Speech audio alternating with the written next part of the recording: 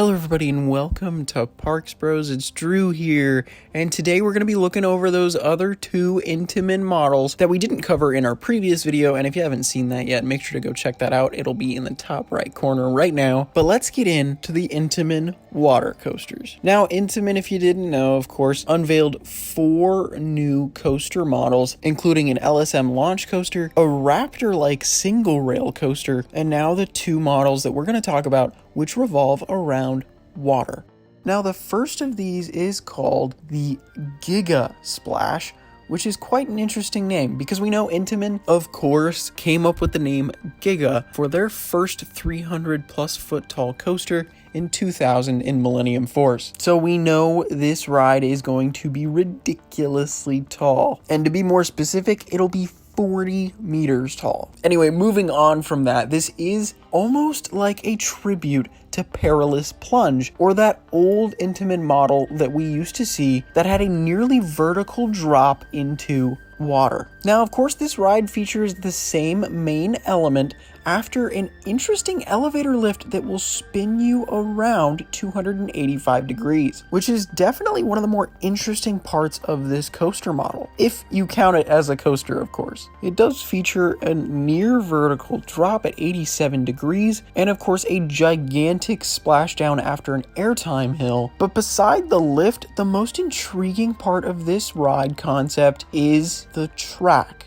Now, something I definitely was not expecting when I heard the name Giga Splash was the fact that this track seems to be single railed, which, if that's the case, this potentially could be the first giant single rail track that we have seen, at least in full concept video form. Now, sure, the RMC T-Rex has had its track be in person at the past IAAPA Expos in Florida, and of course the model is featured in Planet Coaster, but this is realistically the first ride concept video that we've seen of this track type in use. Now, the very interesting thing to me is the fact that these boats are quite big. They are 4 people across, and they all include the Intamin lap bar restraint. So this track is definitely not small. And it would not surprise me one bit if this is the most expensive of the 4 ride concepts that have come out, due to, of course, a majority of the ride having a heck of a lot of water, which takes you on a little journey before you take that perilous plunge, but also the fact that the track gauge is massive,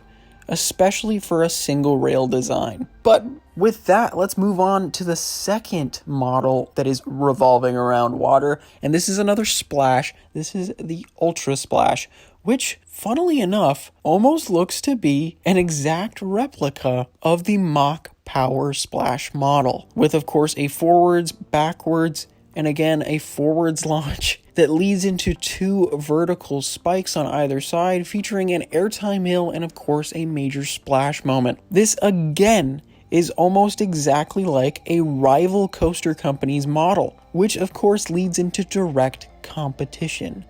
But the biggest difference between these 2 models is, again, the fact that it features a single rail type track design, which is potentially the most interesting thing about this model. And not only that, it does change in height the farther you go up onto those vertical spikes. So it does go thicker to thinner, which makes that even more interesting, also considering the fact that there is no visible support structure, at least, which makes this ride absolutely stunning to look at. The fact that it might be able to hold itself under its own weight just like it is here is insane to me, especially with how big these boats are. Now, beside those being the biggest differences to the Mach Power Splash models, is that it has a 525 meter track length that's experienced. Now, if you divide that in 3, realistically, it's around 200 meters or so of track, or just overall length of the coaster, or heck, even less. But this realistically will be a tad longer than the Power Splash model. But again, it's another model that directly correlates to another major player's type in the industry,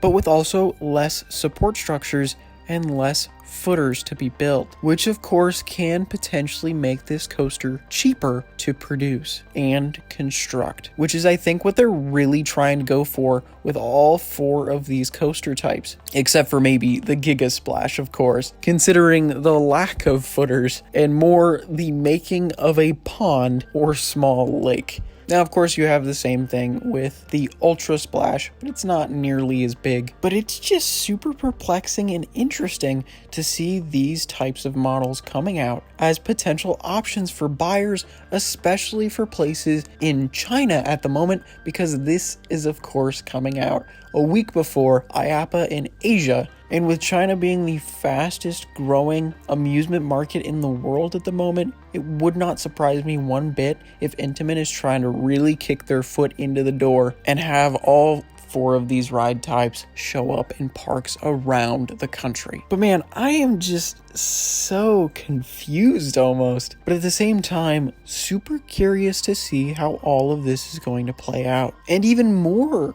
enticed at the fact that these rides may be opening within the next couple of years, which should be very, very interesting. And I think another question you could ask with all of these new models popping up and potential new buyers in China for a lot of these rides, does it mean that Intamin may make a comeback with the major chains in the United States? Let me know down in the comments below. But I wanted to say thank you so much for watching this video, as well as the last one talking about Intamin's brand new ride concepts that have come out today. And of course, let me know what you think of these concepts. I think they're super cool. And while yes, you could say they are very similar copies to other ride models out there, it does lead to some competition, and competition in business always leads to the betterment of the industry as a whole. But if you haven't, make sure to subscribe. We're going to have more videos like this, as well as reviews coming out very, very soon. But until next time, we'll see you on the next ride.